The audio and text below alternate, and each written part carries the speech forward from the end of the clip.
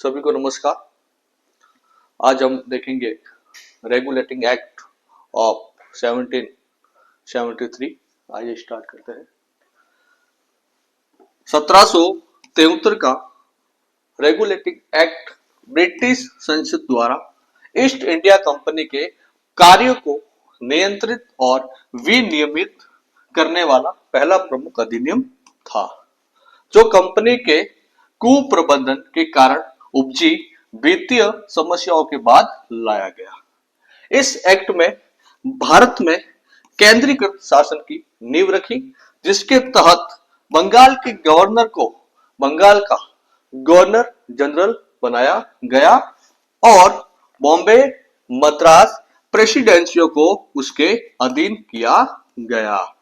अब यहां से पहला सवाल जो बनेगा एग्जाम के लिए वो ये पूछा जाएगा कि भारत में केंद्रीकृत शासन की नींव किस एक्ट के थ्रू रखी गई, तो 1773।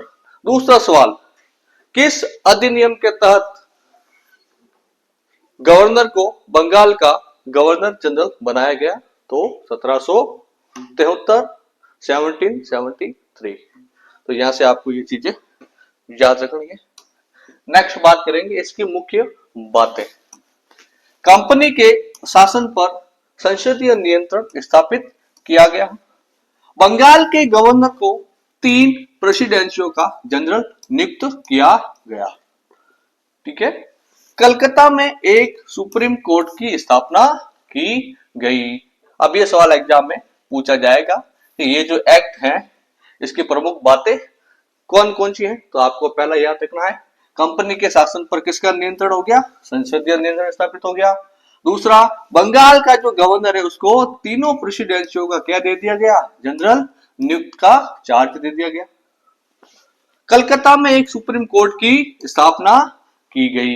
यह सवाल कई बार एग्जाम में पूछा गया है, किस अधिनियम के तहत कलकत्ता में सुप्रीम कोर्ट की स्थापना की गई, तो आपको ध्यान रखना है रेगुलेटिंग एक्ट 1773, ये आपको ध्यान रखना है। नेक्स्ट, इस एक्ट की प्रमुख विशेषताएं कौन कौन सी थी। इस एक्ट की जो विशेषता है वो एग्जाम से हमारे एग्जाम के अंदर पूछी जाती है, तो देखते हैं हम एक एक करके। गवर्नर जनरल का पद मैंने आपको स्टार्टिंग में बताया। गवर्नर जनरल का पद,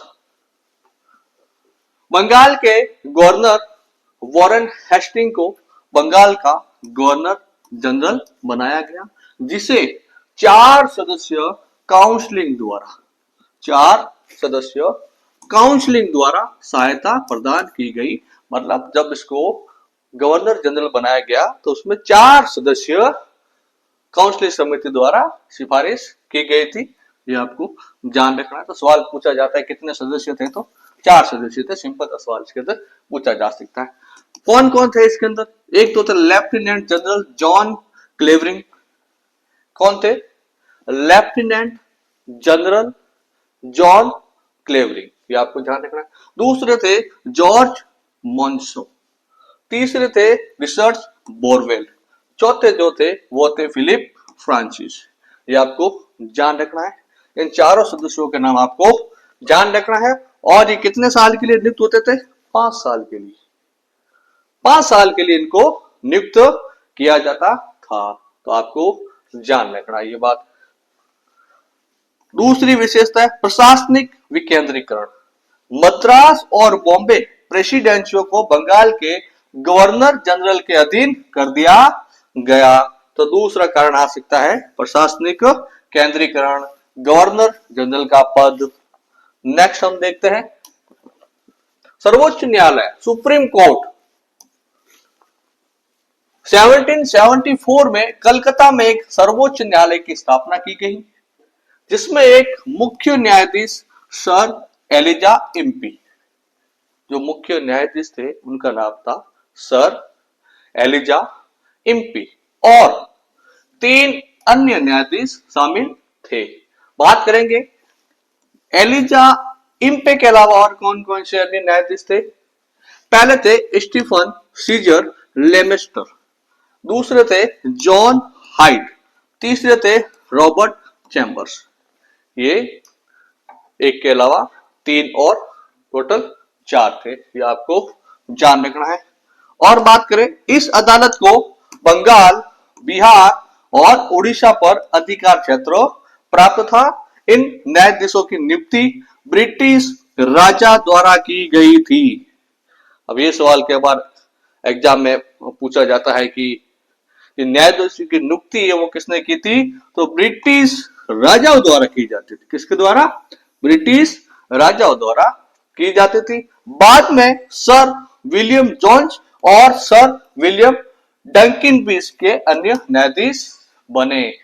ये आपको इसमें इतना जान रखना है। सबसे पहले 1774 कलकत्ता में सर्वोच्च न्यायालय की स्थापना, एक मुख्य न्यायाधीश जिसका नाम था सर एलिजा इम्पी, तीन अन्य न्यायाधीश थे, एक का नाम था स्टीफन सीजर लेमेस्टर, दूसरे थे जॉन हाइट, तीसरे थे रॉबर्ट चैम्बर्स।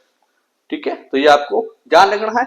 एक बात और ध्यान रखनी है आपको कि न्यायाधीशों की जो नियुक्ति है, इनकी जो नियुक्ति है वो करते थे ब्रिटिश राजा द्वारा, ब्रिटिश राजाओं द्वारा होती थी। नेक्स्ट इसकी विशेषता है निजी व्यापार पर रोक। प्राइवेट ट्रेड होता था उसके ऊपर उन्होंने बैन लगा दिया था। कंपनी के कर्मचारियों के लिए निजी व्यापार करना, स्थानीय लोगों से रिश्वत या उपहार लेना अवैध घोषित कर दिया गया। Next, court of directors. Company के निदेशकों कोर्ट ऑफ डायरेक्टर्स की संख्या 24 तय की गई। अब ये सवाल कई बार एग्जाम के अंदर पूछा गया है कि कोर्ट ऑफ डायरेक्टर में टोटल कितने निदेशकों की संख्या थी? 24। उन्हें भारत के राजस्व, नागरिक और सैन्य मामलों की जानकारी ब्रिटिश सरकार को देना अनिवार्य कर दिया।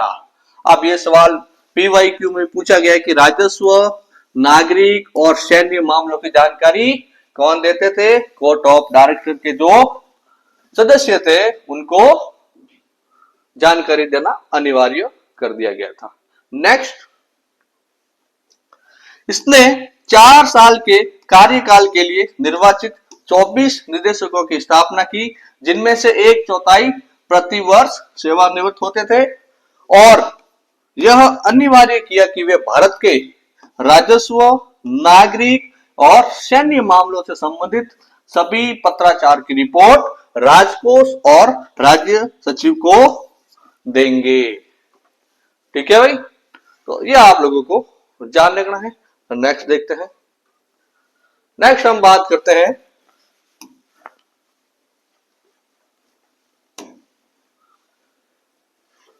भारत में एक सुनिश्चित